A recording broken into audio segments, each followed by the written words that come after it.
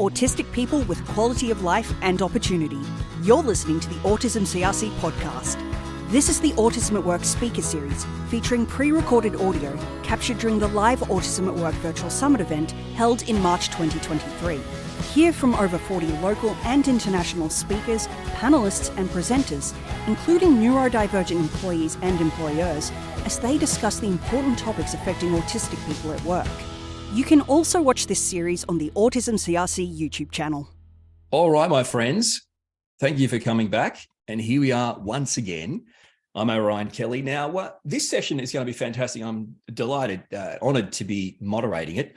So strap yourselves in, my friends, talking about small to medium enterprises. Okay, this panel is fantastic. You know, we kind of get into the, the idea of hearing from many businesses that you would probably class as on the larger scale. So it's great to introduce you to a couple of small businesses that have decided to recruit and employ autistic people. Before we kick off, once again, submit questions. We'd love to hear your questions. As they pop up in your head, just put them down in the Q&A pane. So you just submit your questions by clicking on the Q&A tab on the right-hand side of the screen. Jot them in there and you'll see other people's. If you like theirs, you can upvote them by clicking on the arrow beside it. We'll get to as many questions as we can as we move throughout this session. And I guess we should just get to introducing our panelists. So let's start off with Geoff Smith. Geoffrey is the CEO of Australian Spatial Analytics and leads a team of 125 employees, the majority of whom live with a neurodiverse disability, namely autism, and are under the age of 30. Hey, Geoff, welcome, my friend. Thank you for being here. Thank you very much. Lovely to be here. Okay, and our second guest on this panel, Kathy Isaacs. Now, Kathy is a Salesforce experience consultant at turnKeyCRC, part of the Autism CRC. Kathy, welcome. Thank you. Well, guys, let's get to this. There's absolutely nothing about this that is scripted, or we've basically come up with some organic talking points to talk through to, I guess, the most important and the most relevant topics. And I'm so glad we're doing this small to medium insight. I think it's so valuable. I guess my first point is probably because sometimes, you know, when we only hear about what programs or what departments or what budgets or what people, giant corporations have, it can seem a bit unrealistic for smaller businesses or medium businesses to put those into practice. And I totally understand that. And I guess it comes down to the premise of, you know, are you going to have a $100,000 sensory room, or are you going to let your employee go home an hour earlier? I mean, it's actually, you can actually go the cheaper route. So, Geoff, I'd love to start with you because we've talked about this briefly before. We're going to get to the whole process of employment. But first up, let's just talk about neurodiversity, utilizing the benefits of neurodiversity in a workplace. How, I guess, you know, explaining it to people watching you, how you see it as a benefit and how it works for you. Sure. It is an enormous benefit. And hopefully our organisation is just the start of a bit of a revolution, because we're only a couple of years old, grown quite quickly. I know we're in the small, medium enterprise discussion today, but I'm hoping in the future summit we can match it with the big boys. But as far as the benefit, you know, it's a data-driven world now, digital economy. Many neurodivergent people really love technology, and many have kind of innate strengths to be able to focus and concentrate and have great pattern awareness and facial recognition. So we started with the neurodiverse mindset to build a social enterprise that the Australian economy really, really needs now. So skilled employment is all the rage, that shortage in skilled employment, particularly digital skills. And we thought there's huge amounts of untapped potential in young adults who haven't been given a fair go yet. And the proof is in the pudding. To go from 0 employees to over 100 now in a couple of years, and to go from 0 in revenue to $500,000 a month. Clearly our customers love what our young workforce brings, and hopefully we're building great careers that will ensure that the team members can create real worth and wealth for themselves, but also lead the charge for Australia in the digital skills shortage across the world. So the benefits are enormous. The team work so hard. All the kind of cliches of what neurodiversity in the workplace means, we love to myth bust those, and the culture is really strong, and wouldn't have it any other way. Really, hopefully we can keep showing forward that neurodiversity is positive for workplace culture and productivity, and it's necessary for all organisations. Absolutely. Now, what about you, Kathy? Again, we're talking, smaller, medium enterprises. They might think, well, this might be okay for big companies or corporations, but we only have a few staff. It's really important in all these types of, So how do you feel about the idea of the importance of neurodiversity in the workplace? I think the main point of neurodiversity in the workplace is that it brings in new ideas, because people with any flavour of neurodiversity are going to think slightly differently to somebody who's bog standard neurotypical in the middle of the bell curve.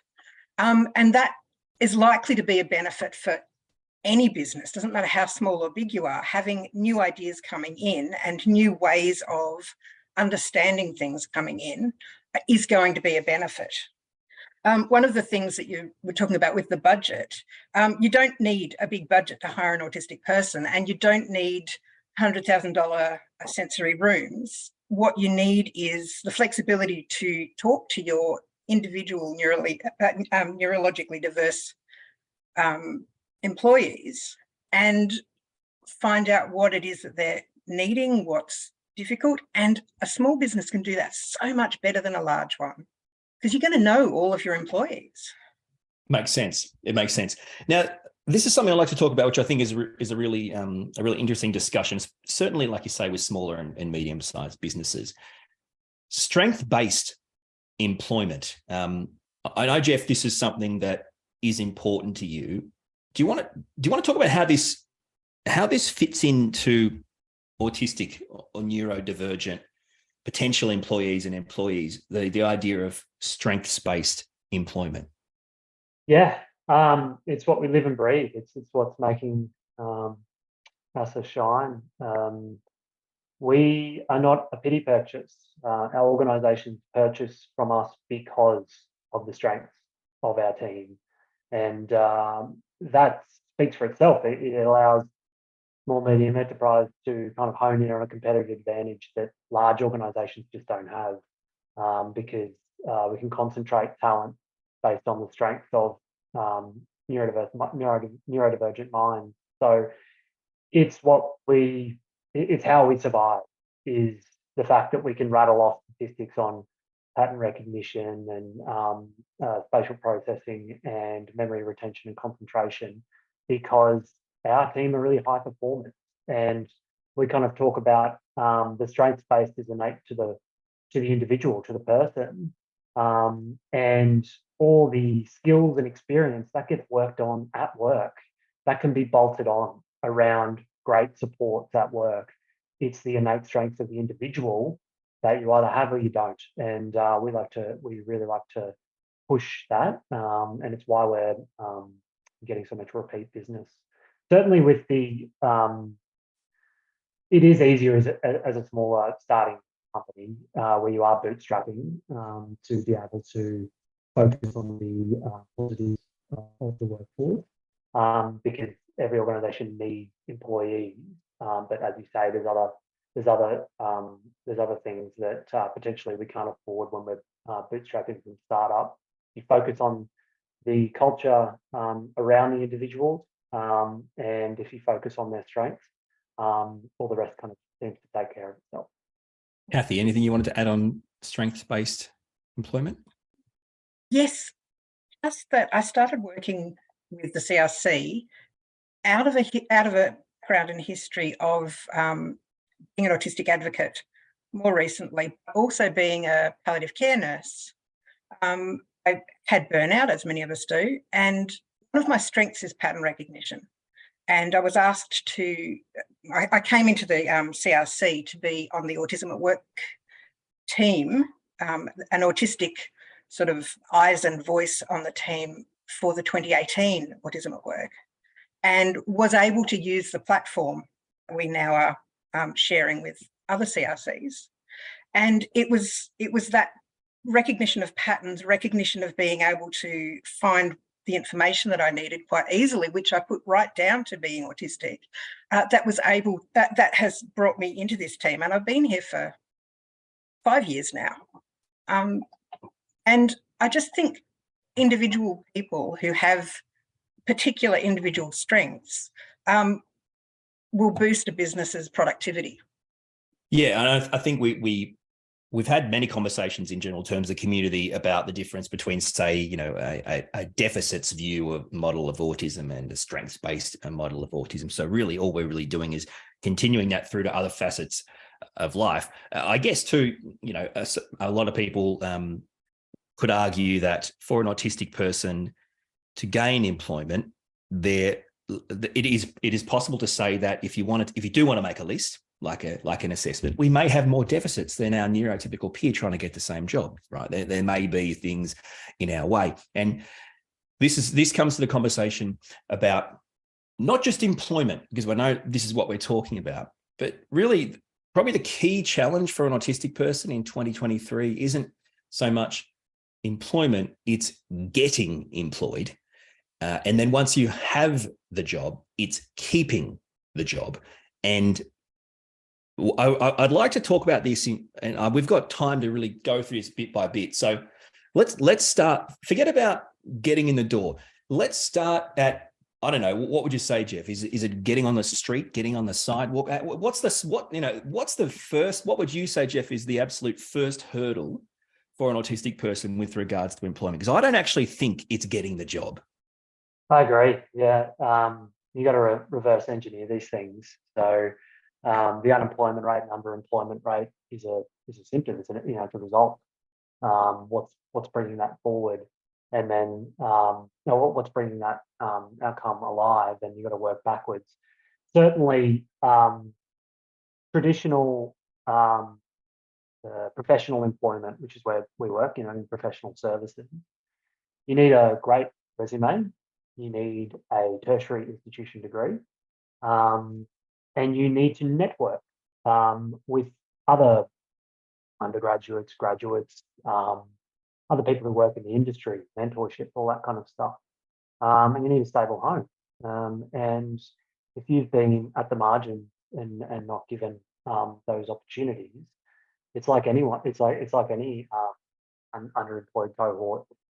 The step is just too far. And so what we do is say, look, businesses, organizations, we're a model for backing someone because we know that they have great unique strengths, and we'll work out the experience, the training, if there's any credentials required over time, the mentorship, the networking, the social skills support.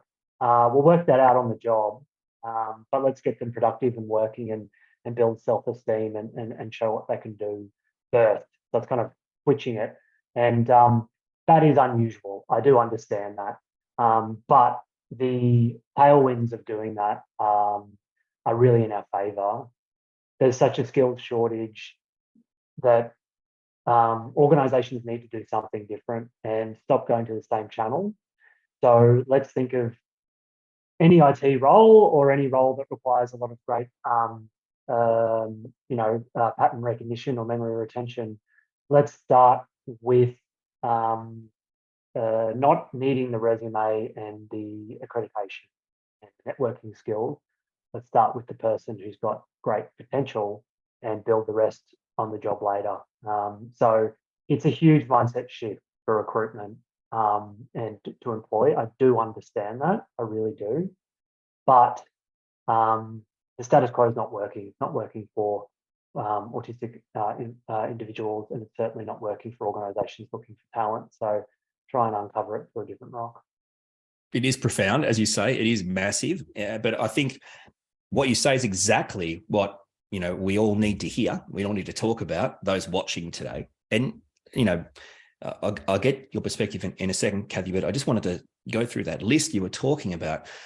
You're right. So, you may say we won't require certain things, right, as a rule. So the stock standard system is, you see a job, you have a resume and, I don't know, a bloody cover letter and it's all these different things, right? You've got to attach a resume, a cover letter, referees. That's another thing for autistic people and professional referees, by the way, that, if you've burnt every HR bridge in every job, you got good luck getting a referee.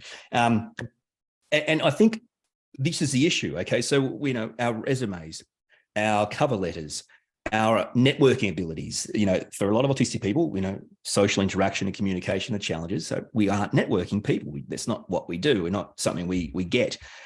All these things are already against us. And then you've got job interviews, standardized job interviews, and potentially second interviews. And these are the barriers that mean most, and as I say, the Senate report proves that, most people aren't going to get the role. So it shows that the standard system of employing people is skewed completely away from neurodivergent people. Do you understand what I'm saying, Kathy? Does that make sense? Yes, and I would say even before any of the application side of things, the very first barrier that an autistic person has overcome when they're wanting a job is that you have to start to trust yourself and to have the confidence to even look for a job. You've got to overcome not knowing the right people, your home situation, but also your past employment experiences. And I don't think there's anybody who's autistic and in the job market and sort of over about 30 who hasn't got past employment experiences that are dragging on them and causing them to feel, I don't even know if I can do this. Maybe I should just go on disability benefits and forget all about it. Yeah, deeply feel that one. Yeah, absolutely. By the way, just for those watching, at any point, if something resonates or something, triggers something, could you please put it in the Q&A pane? If you have any questions, you go to the Q&A panel at the top right there. Just put your questions in, and you can vote for them. And I'll just interject whenever they're appropriate. Now, let's talk about the next phase, which is keeping a job. And I guess this comes down to things like, there's this broad term inclusive employment, but I mean, I think it's so broad. It's a bit like, well, it doesn't mean anything. But then we want to talk about more specific things, which is reasonable adjustments, keeping jobs. So let's start off, Kathy, with you. From your point of view, how do you see the challenges and how do you see the way forward for this sounds, I don't know if this sounds bizarre to me, but basically I'm asking you, how do we help autistic people keep their jobs? I know it sounds like a bizarre question, but it's actually a really important question. I think there are a lot of things that go into this. I think the main thing is if you see the autistic person that you have employed is struggling with something, then you talk to them about it. You find out what's going on. I had a job experience where my manager said to me, I had a horrible burnout, just this moment where I felt my brain break. And that was associated with a lot of external things, that a concatenation of circumstances that would happen once in a lifetime. And my manager, when I went and took my medical certificate in, said, oh yeah, you might have noticed I didn't put you on any weekend shifts because I saw that you were going to let me down. Now, that moment of, he had seen this coming. He had seen that I was struggling. He had said nothing. Now, my response to that was, I'm an adult. I should be able to see this stuff myself, but I didn't have a diagnosis at that time. And I'd never heard of alexithymia, which is not being able to read or to label your own emotions or other people's. In my case, it's my emotions. And I didn't know that it was coming. And all of the situation that occurred after that could have been avoided if he had said, you really look like you're struggling at the moment. I know there's a lot going on for you. Do you need to take some time off? But all he said was, I could see you were going to let me down. So that's the first thing, talk to your employees. The other thing is for the autistic employees, if you don't know how to do something, or if you're feeling very frustrated, sometimes it's really, really difficult to speak, and particularly if you've got a fear of management or a fear of hierarchy, which a lot of people I know have. Sometimes just writing it down and then working on it to get it to a point where it doesn't sound emotive or blaming, and then handing that to your manager and saying, these are the things that I'm struggling with. That will definitely help your manager, and it will help you too, because some of the things that otherwise would go unaddressed can be addressed, can be looked at and discussed. Can I thank you for being so open and honest? I really appreciate that. Thank you. I really appreciate it. Geoff, I'm just going to let you go, my friend. Let's hear it. We need to help autistic people keep their job. Not about just getting jobs, keeping jobs, and not only about keeping jobs, but actually doing well and progressing. Yeah. It's not the end of the job, guys, to give an autistic person a job and then say job done. It's about progression. Help us here. How can people watching help in this process? What do you do? How does it work? Yeah, echo the sentiments. Thank you for sharing, Kathy. That was incredible. So, you know, if I think about myself, my favorite topic, 90% of my success isn't my fault. It's the people that are around me, and that are around you in the workplace, that help kind of make things manageable and enjoyable at work, and help you be productive and satisfied as an employee. So certainly the keeping the job is, I guess it's a bit like pregnancy. Everyone focuses on the birth and then not the raising of the child afterwards. It's the actual getting in the door is fantastic. Let's break down those barriers, but let's focus on how people can thrive in employment. And I guess what we've done differently to other organisations is those that lead teams and are there to support are also either neurodivergent themselves, have worked in the industry a long time, or at least in the same age demographic. So we try and not have the traditional older kind of person, or a person who's just got no understanding of the background to manage an autistic employee, because there's enough things to work through to not have other things that you don't have in common with. So we really intentionally do that with those that lead our teams, to ensure that they can kind of meet them on the right level. And then we also have great staff called people success officers, who are there and dedicated to our teams to ensure that whatever is going on in their lives, they can help them through it, so that work isn't the big hairy problem at the moment. And that's obviously an expense, but it's really an investment, because if you can keep teams happy and healthy and with a great outlook on where they are right now and to where they're going to go, then it pays back in spades. So there's a couple of things we do. Everyone, no matter where they're starting, need to know a path, right? And whether that's within our organisation, externally, or even just what the industry is doing, or what another industry we work in or another project we work in is doing, everyone needs that. It doesn't matter who you are. And so you need to be able to provide that hope right now, that let's get stuck in now, because you can work towards something. And so kind of, those individual development plans to support someone to think about the future is really, really important. And we do that as well. So there's a few different things. We're certainly not perfect though, mate. Like, we've got a long, long way to go. But we can always try and meet people where they are, and give them the benefit of the doubt, which is what all employers should really do with employees.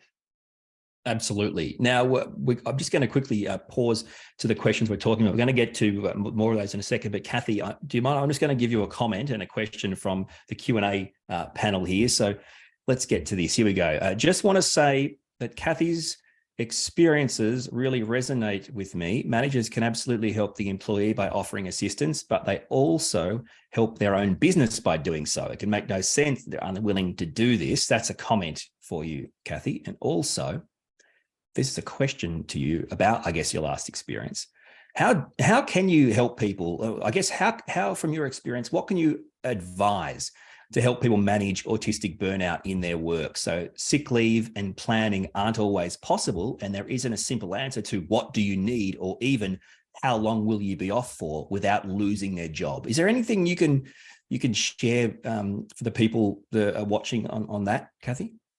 I guess the thing for all employers, managers to realise is that autistic burnout tends to be, if it really gets to full burnout, a 3-year process. So you're going to lose your employee if they don't have some way of relieving that pressure. So in my case, the manager's solution was a really bad one, because when you work on the weekend, you were the only person working. It was quiet. It was a way to decompress, even though you still had, you know, the work and a fair amount of work to do. It was only one person. You weren't also navigating that social, as they say in schools, social curriculum. You're only managing your own workload. So just by asking me what would help, taking me off weekends wasn't the answer. It doesn't always require time off. Sometimes it just requires somebody to say, wow, really sounds like you've been having a tough time. If you need, to go and finish your work at home, that's fine. Or in that situation, I could have done that. Or there are any number of solutions that are really going to help that one individual person to get through the tough situation they were in. In my case, a concatenation of issues that were coming from not having my situation understood, not having my neurotype understood. And to be fair, I didn't really understand it myself at the time, so that's not completely on the manager, but anything that you would do to help an autistic employee will help any of your employees. If somebody is having a hard time, if they seem to be struggling with the work, it's not just the autistic employees you need to talk to about that. So asking, saying, we don't have any space for you to take some time off, but can you think of anything that we could do to help? And you don't have to answer right now, talk to me tomorrow if you think of something. Just giving that understanding of the difficulty that's going on will make a huge difference. The person who's going into burnout might not realise it. So it's really the managers can make a big difference. Managers or employers can make a big difference there. Yeah. Hey, Geoff, are you mindful of employee burnout? Do you have things you do to kind of mitigate it or manage it? Yeah, completely. And, it's difficult because we are a startup. We have, got to bring in more clients and everyone's, got to work hard. It's a difficult balance.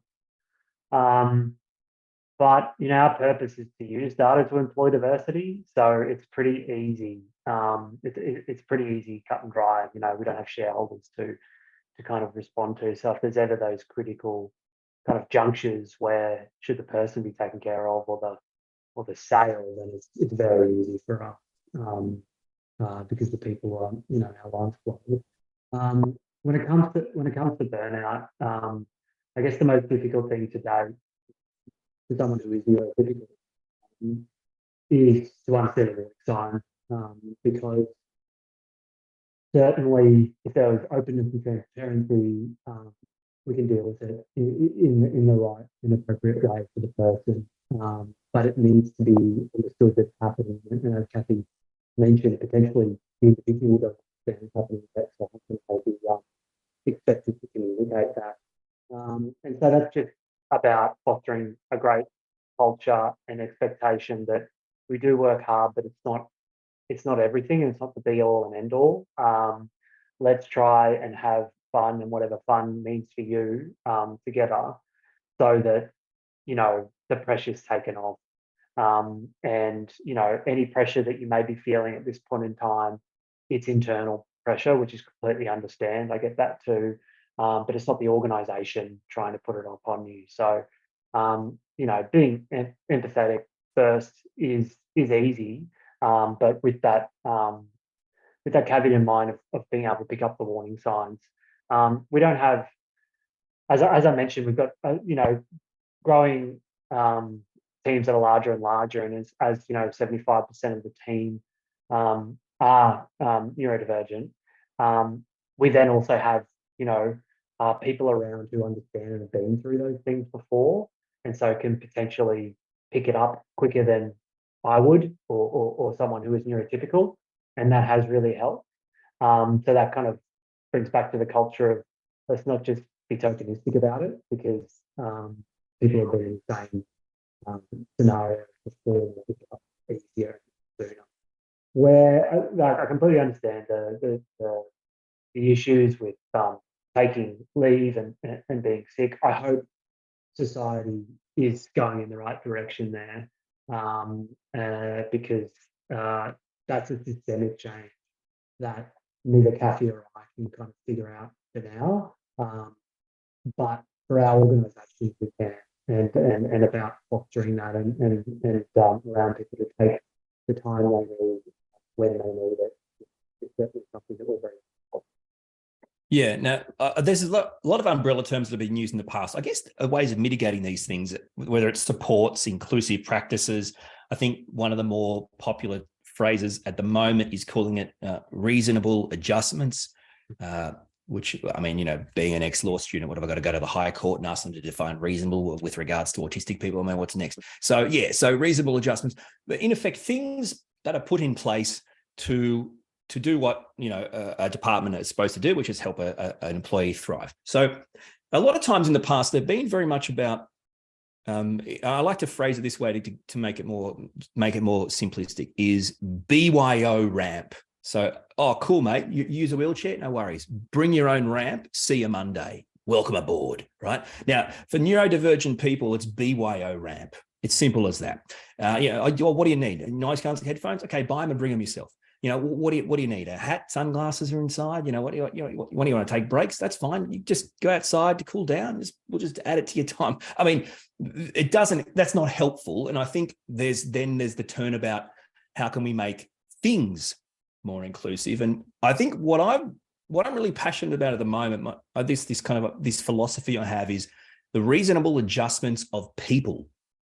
And see, I think if we can reasonably adjust people, then it cuts out the need for everything else. So, and what I mean by that is the ability for all employees to have some degree, even entry-level degree of autism, of neurodivergence, some sort of understand, if the need it rises for a team member in their team. And I think, you know, this is the kind of stuff that's free. I mean, you know, this isn't expensive. It's because it's about talking to the autistic person and having conversations. And people, because I always think if you understand someone, you appreciate them. If you don't understand something, you don't appreciate it. So what do you guys think about the idea of reasonable adjustments, things, people? You know, what's the way forward? I can start if you like. First of all, reasonable adjustments is really already closely defined in workplace health and safety law and in disability law. And it comes down to what a person needs to be able to do their job well without, I haven't got the right legal wording here, but without putting the business under. I think point about adjusting people, it's complicated. The kind of things that people need in their Autism 101 is that sensory issues are likely to be a problem, but may not be. And communication styles will be different. And if people know and expect those two things, then I think probably an awful lot of the misunderstandings and the difficulties can be managed.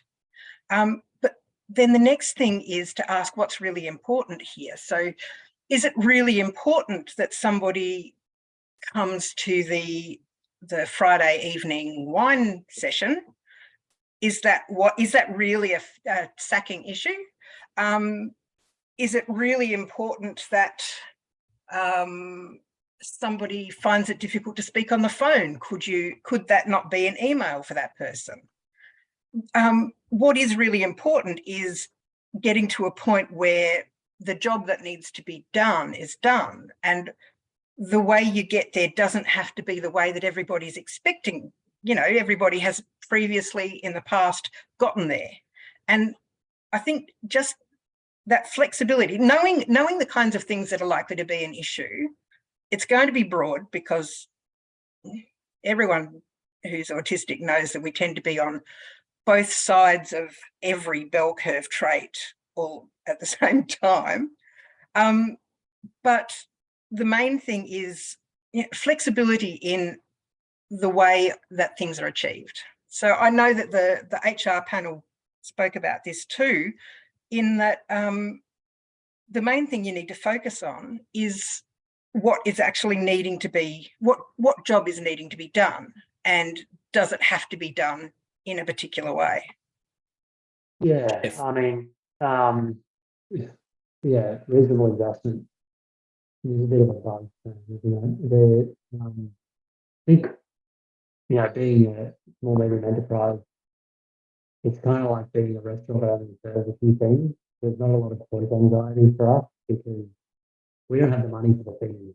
So it makes us really double down the fact that people, the people around us can reasonably adjust where appropriate to help support needs to go a certain in order to feel valued and feel happy in the workplace. So that's all the stuff I mentioned before. It's having our own people success officers. It's having a really supportive management team that's in a similar demographic, and understanding that all of the things we do that aren't specifically related to the data processing or analytics are opportunities and optional, and by no means compulsory. So, supporting people to have opportunities to be able to do things, whether it be social or to support professional development, are very important for anybody in the workplace. But it's their choice. If they're not ready, then why the hell would you shove it down their throat? That's, I guess, the good thing about social enterprise itself. It's not another program where you need to hit numbers or tick boxes. It's the actual organization, the business is the engine itself. So I guess, we're a bit fortunate in that way that, we don't have to provide certain things and get numbers through the door. And if someone doesn't feel like it, we have to push them through it. Come to work, get paid well, and hopefully you enjoy it. We try to support you to progress if you would like to. But all that stuff, the cream on top, it's not the core. So there's some of the things. We'll take your money though. If you want to give us money for an extra new sensory room, we'll have it. But we just haven't found that under the couch yet. So at the moment we'll just focus on the people around. Yeah, and as a rule, these types of things that we're joking about, are in effect mostly irrelevant for autistic employees in the workplace. It's the things that are required the most are really much smaller adjustments, much more obvious adjustments. Just the things that, in fact, like Kathy said, it's not about shoving down people's throats or getting employees to do the 7th online, education thing. You got to do those things every year. It's about understanding that, Orion's autistic, he communicates differently. So in a meeting or in a conversation, he may seem more direct or more, black or white or matter of fact or whatever. That's not him being rude. That's him trying his best to work with you. That to me is more powerful than really almost anything else, because that's the difference between someone going to HR and saying I'm a bully, right, which I wasn't trying to be, to someone thinking, oh no, that's just Orion, that's how he communicates. That is the most powerful thing. My worst experiences with HR, and I've worked for the biggest media companies in the country, is simply put, I've spoken or communicated in a particular way, and that's it. I'm done. I'm a bully, or I was being rude or inappropriate or whatever, when that was never my intention. And it's does that make sense? Yeah, look, I just want to pick up on that. That's absolutely right. If you're doing things differently and people don't know to expect that, then you're going to be perceived in a particular way that if people have that little bit more knowledge, they're going to read completely differently. The other thing too is Geoff made the point that in small and medium businesses, you can't make expensive accommodations, but accommodations can be really idiosyncratic. And the bring your own ramp situation for autistic employees might not be always a bad thing, because, if you provide me with a hat, it might itch, it might feel bad, but my hat will be fine. My sunglasses will fit me. So the main thing is finding out what's needed. So do you need a hat and sunglasses? Do you need a place to escape to? I mean, put a chair in the stationery cupboard, and I'll just, if I need to get out of the way, then I'll just sit there for a while, and you'll know that I'll be back, but I just need a little bit of dark and quiet. The accommodations will be idiosyncratic to the person and idiosyncratic to the business. It just depends on what is available and what's needed. Yeah, and I think that's exactly the point I was making with regards to BYO ramps. Autistic people do BYO ramps, as in, I will bring headphones or a hat or glasses. So what I'm asking for is for the person opposite me to know that, Ryan will wear sunnies in a dark room or wear a hat or headphones, not because he's rude or abrupt or arrogant or, thinks he's better than us, right? Because of the lights or the sounds. So it's actually about the understanding. I don't need you to give it to me. That's actually, in a way, we're actually asking for less than you think we are. And it's free. And I think that's where it becomes, even more powerful for those watching. Now, Geoff, you touched on this before. I really want to dig into this if we can, just briefly. So, lack of credentials, lack of higher education. So this is a personal example. So I studied law, but I dropped out with, maybe a semester to go. I was that close to getting a law degree, and it didn't matter. I was past the point of being broken by the system and how it works, and the complete, utter, absolute lack of disability support services for autistic people. In saying that, I will, till this day, I will hug and high five all the staff members in that department. Beautiful people, amazing people. But, when you're restricted, what are you going to, if you can't tell a lecturer to do something different to help someone learn, well, there's no use being a part of that. But, so I didn't do it. I was that close to having a law degree. From my point of view, a bit like a Steve Jobs thing, I got everything I needed out of it, my friend. I've got everything I needed to get out of that law degree, okay? But the bottom line is, I don't have a law degree. I don't have the degree, the credentials. This idea that autistic people may find higher education harder, and that's of course a whole different discussion. But of course, I think in bottom line terms, the supports put in place for autistic students are assessment-based. Now, the point is, I'll give you an extra 10 minutes every hour on your exam, and I'll give you an extra week for your essays. And I always say, fantastic, but I've got to learn this stuff, yeah? If I don't learn this stuff in the 12 weeks, what's the extra 10 minutes on the exam going to do? It's not going to do anything. You've got to learn this stuff to be assessed. So we're starting backwards. So from that point of view, you seem to have a very different philosophy, Geoff, with regards to qualifications, higher education, credentials, almost offering what sounds like apprenticeships in a way. So what's your thoughts? Because they're obviously very different. A lot of corporations require that boxes ticked, yeah? Yeah. And I'm glad you didn't go into law. So I guess that's the silver lining. So am I. I feel like sometimes we're being punked by society that we require this kind of cookie cutter 4-year degree, particularly in the fields we work in spatial and data analytics. Everything's changing all the time. No one knows anything. It's going to be this completely different in 12 months' time again. So obviously there's foundations that need to be taught, right? And there's got to be classroom settings. I understand that. And blended learning through online and stuff like that. But in my experience, if you're absorbed in something practically and pragmatically in your job, you'll want to do the extra learning that is related to be able to help you do that job better or get that promotion. And so that's why we think of it as bring you in if you've got the innate talent.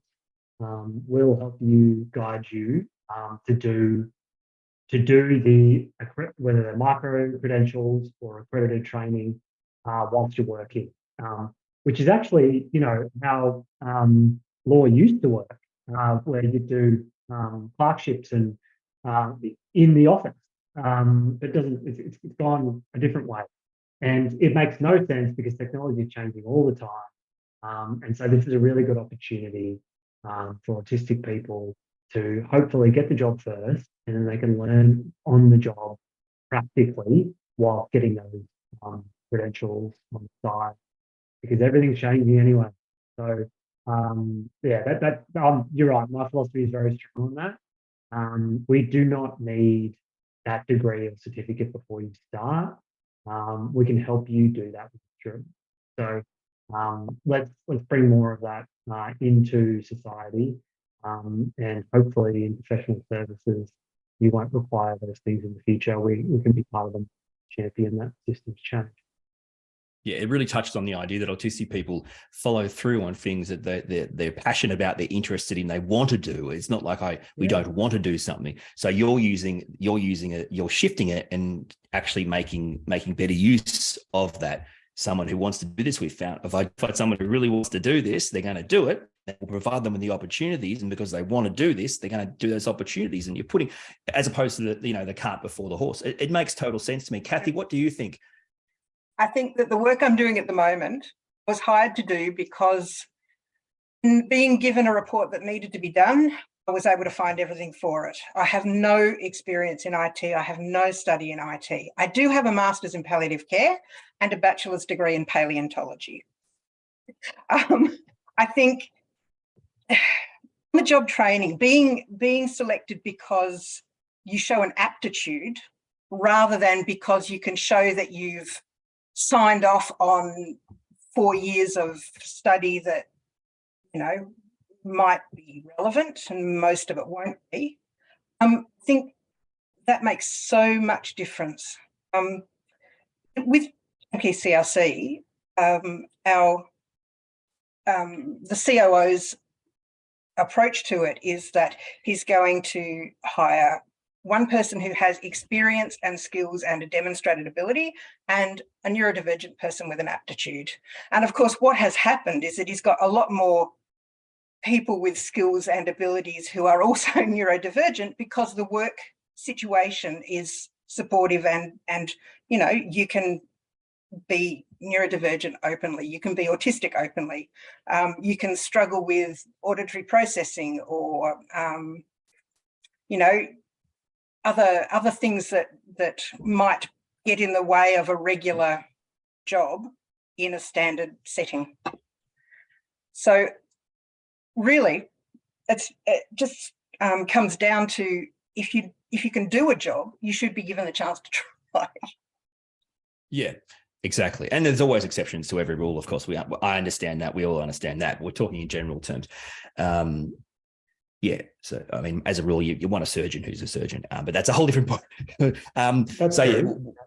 Although there's probably other ways of doing it, but there is, but not legal. Consent would be an issue. Just it's a law thing. Sorry. Last thing I want to do before we end this, my friends, is talk about mentoring, talk about pathways. So it's not just about set and forget hiring. So in other words, it's not just about hire at the entry level and move on. Okay. So I guess, Geoff, start with you. Pathways, mentoring for employees who are coming in, providing, I guess, pathways to further their careers. What's your take on that? Well, I mean, it's critical because no matter how much we can want and try to change things, people need to network and to get that next opportunity. And so we have an industry mentoring program where we have volunteers from the industries we work in to work with our young staff, no matter how experienced they are. And they can talk to them about whatever point. It's completely confidential, but in general, it's about how did I get here? And how can I help you get to where you want to go? It's vital for every person who's looking to start a professional career or go to the next level in that career, but particularly for our staff who, often when we float it, who wants to be a part of it? The question is, what's a mentor, or why would I do that? And it's tricky to answer because you don't need to do it, and networking doesn't make any sense. But if you have, we kind of sell it that we've got some really experienced people who are keen to talk about the stuff that you're really interested in, and you never know, it might lead you to thinking about a different path or an advancement in your career. So create that human connection through industry mentoring, see what's out there. Particularly important in our industry because everything's changing all the time. So we're very, very lucky that we've got a great program and lots of industry mentors who want to help our staff understand whether they want to be a surveyor or a spatial scientist or work in data science. Yeah. And Kathy, what are your thoughts on mentoring and obviously offering, pathways? I've never actually been part of a formal mentoring program, and think in a very small business, it's very hard to set up a mentoring program. But within the group that that I'm in at the moment, we've got individual skills, and we each mentor each other and mentor new people coming into the organisation in those skills and in the way that things are put together. And I guess just that time connected is a lot about peer mentoring.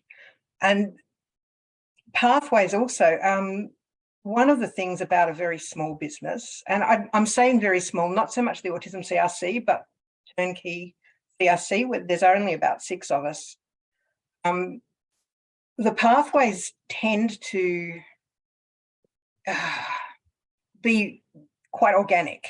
So as long as our skills are being recognised, then our path might go from data entry to exploring something else, to training, to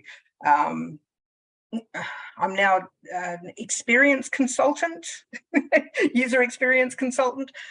And the pathway in that situation is very much designed for the individual. And that's something that small businesses can do that bigger businesses can't, because the larger the business is, the more you need these things clarified and in policy. So pathways in a larger organisation, even a middle-sized organisation, are hugely important, but they can be very organic, very much less set in stone in a very small organisation. Guys, we've reached the end of this discussion. It's been so good. I really do appreciate it. I hope you both enjoyed it. Absolutely. Yep, good conversation. It really has been a fantastic conversation. So thank you so much. Thank you, Geoff. Thank you, Kathy. What a great discussion, and I hope you guys watching have got plenty out of it. You can provide feedback. The feedback session feedback form is accessed via the tab on the right. Our next session is a keynote presentation, so stand by for that, my friends. To get to it, you're going to click back to the homepage or the agenda page. You'll see the session listed starting there soon. You click on that and you'll be ready to rock. Until then, I will see you in the next session I do, which I believe will be tomorrow morning. So enjoy the rest of the afternoon. The 2023 Autism at Work Virtual Summit was proudly sponsored by DXC Technologies, GHD Engineering, La Trobe University, Untapped Group, ANZ, and SAP. Autism CRC is the independent national source of evidence for best practice. For more information on Autism CRC or the Autism at Work Virtual Summit, head to our website autismcrc.com.au.